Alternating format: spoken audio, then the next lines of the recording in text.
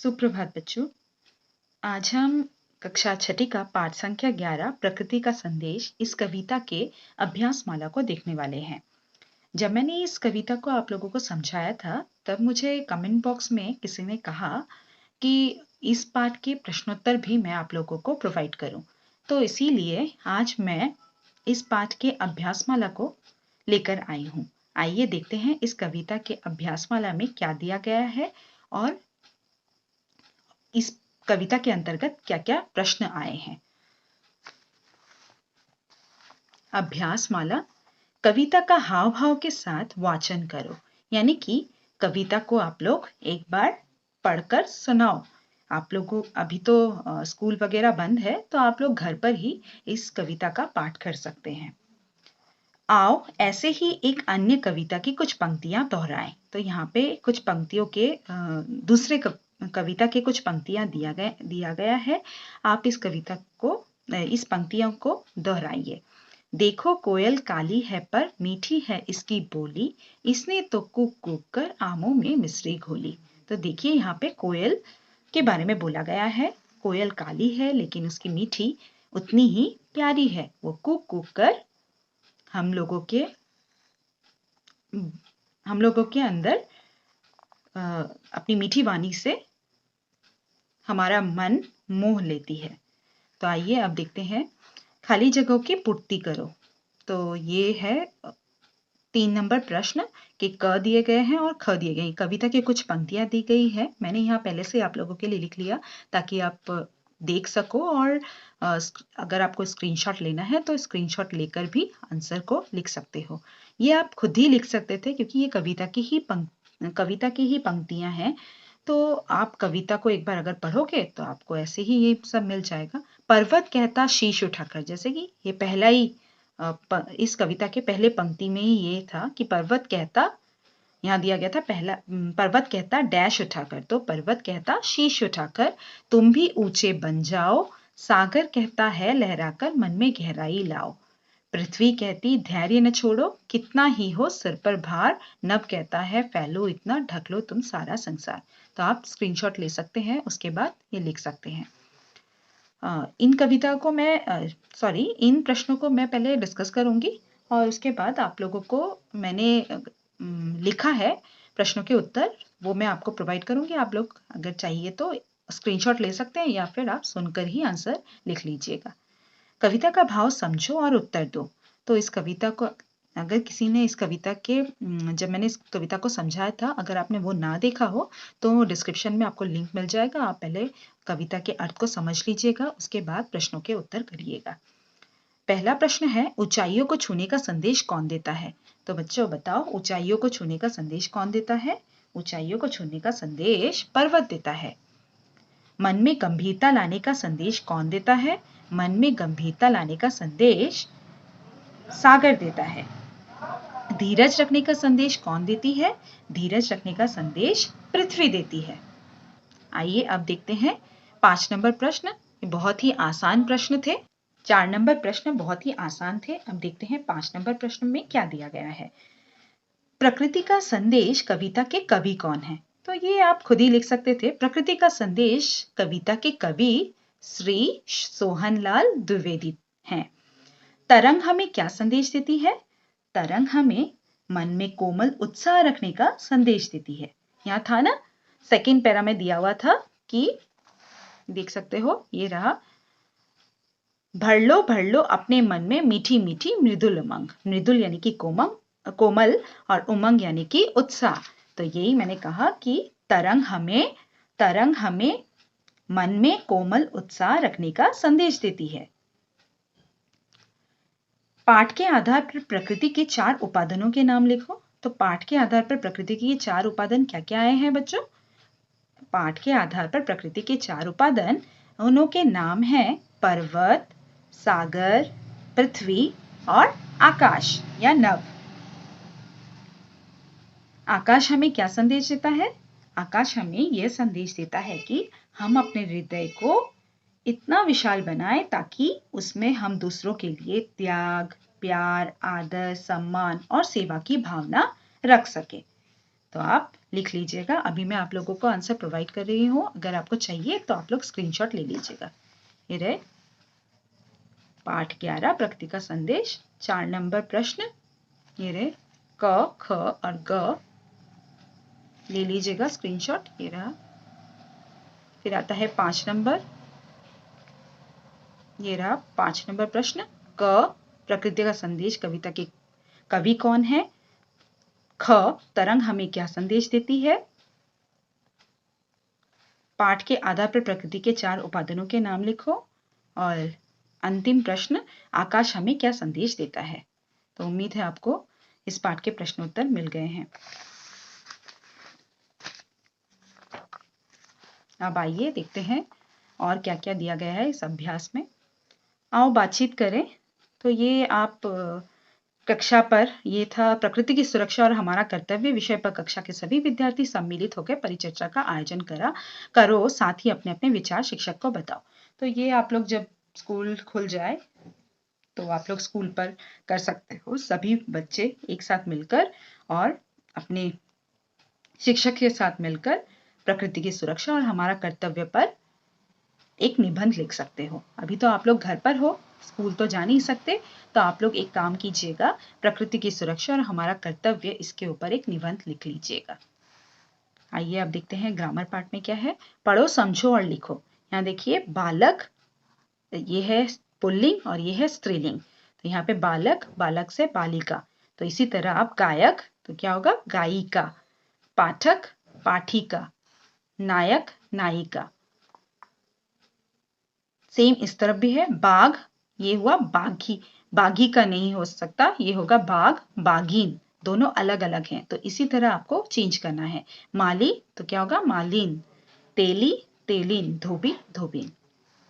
अब आइए रेखा खींचकर समानार्थक शब्द, समानार्थक शब्दों को मिलाएं। समानार्थक शब्द यानी कि जिनका एक ही तरह का मीनिंग होता है, यानी सेम मीनिंग वाले शब्द को हम समानार्थक शब्द, या हम हिंदी में बोल सकते हैं पर्यायवाची शब्द।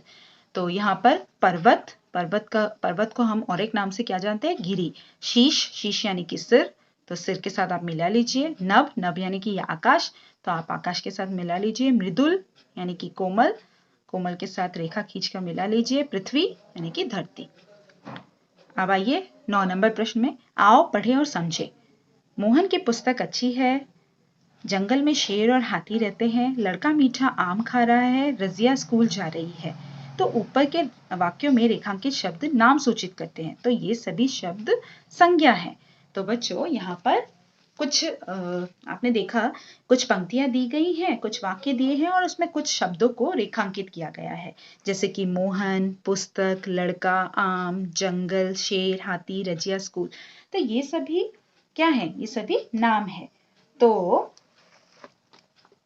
जिस शब्द से किसी व्यक्ति, वस्तु, स्थान, जाति या भाव के नाम का बोध हो, हम उसे क्या कहते हैं? संज्ञा कहते हैं। आपने इंग्लिश में भी पढ़ा होगा नाउन, तो हम हिंदी में उसे कहते हैं संज्ञा। तो जो इस संज्ञा की परिभाषा क्या होगी बच्चों? संज्ञा की परिभाषा ये होगी कि जिस शब्द से किसी व्यक्ति, वस्तु, स्थान, जाति, भाव के नाम का बोध हो, उसे हम संज्ञा कहते हैं। तो ऐसे ही 5 संज्ञा शब्द लिखो। तो यहाँ जो मेरे मन में आया मैंने वो लिख लिया, आप यहाँ पे कुछ और भी लिख सकते हो। जैसे मेरे मन में दिल्ली आया था, मिठास, गाय, मकान, नदी, ये सब संज्ञा शब्द है। आप यहाँ पे कुछ और भी लिख सकते हो। अब आते हैं 10 नंबर प्रश्न में। आओ जाने, महात्मा गांधी को भाषण देने के लिए जाना था, उनके लिए तांगा आने वाला था, वे बार बार घड़ी देख रहे थे। अचानक उन्होंने पास खड़ी आश्रमवासी से कहा, भाई मेरे लिए जल्दी से एक साइकिल मंगा दीजिए। तो यहाँ पर भी देखा आपने कि एक पैराग्राफ दिया हुआ है और उसमें कुछ शब्द रेखांकित किए हुए हैं, जैसे उनके, वे, उन्होंने, मेरे। तो इन वाक्यों में ये जो उनके, वे, उन्होंने, मेरे, ये सारे शब्द अगर आपने पढ़ा इसको तो समझ में आएगा ये सारे शब्द महात्मा गांधी के लिए प्रयोग किया गया है। जैसे कि पहले वाक्य में था महात्मा गांधी को भाषण देने के लिए जाना था, उनके लिए तांगा आने वाला था, यानी किसके लिए तांगा आने वाला था? महात्मा गांधी के लिए। तो हमने यहाँ पे महात्मा गांधी का प्रयोग नहीं किया, महात्मा गांधी की जगह हमने उनके का प्रयोग किया। फिर यहाँ पे आप देखिए थर्ड लाइन में वे बार बार घड़ी देख रहे थे। वे कौन है? महात्मा गांधी है। अचानक उन्होंने पास खड़े आश्रमवासी से कहा। यहाँ उन्होंने कौन है? महात्मा गांधी। तो इन वाक्यों में देखिए आप देख सकते हैं महात्मा गांधी जो है वो संज्ञा है। तो हम जब संज्ञा शब्द के स्थान पर हर कुछ और शब्द का प्रयोग करते हैं तो उन शब्दों को हम सर्वनाम कहते हैं। जैसे इस पैराग्राफ में महात्मा गांधी संज्ञा शब्द के स्थान पर उनके, वे, उन्होंने और मेरे ये सारे शब्दों का प्रयोग हुआ है। ये सारे शब्द सर्वनाम कहलाते हैं। इनके अलावा भी मैं, हम, आप, यह, वह, क्या, कौन, कब, कोई, ये सारे शब्द सर्वनाम हैं। तो यहाँ पर देखिए कविता में आए निम्नलिखित सर्वनामों से एक एक वाक्य बनाओ। तो तुम से आप कुछ और भी बना सकते हो। मेरे मन में जो आया मैंने वो लिख लिया। तुम बहुत अच्छे हो। तो इस तरह आप भी तुम शब्द से कुछ और वाक्य बना सकते हो। नेक्स्ट है अपना। तो यहाँ मैंने लिखा है अपना काम स्वयं करो। आप यहाँ अपना शब्द से कुछ और वाक्य भी बना सकते हो। अब देखते हैं आपके किताब में पहेलियां भी दी गई हैं। तो 11 नंबर प्रश्न में है आओ पहेलियां समझे और उत्तर लिखें।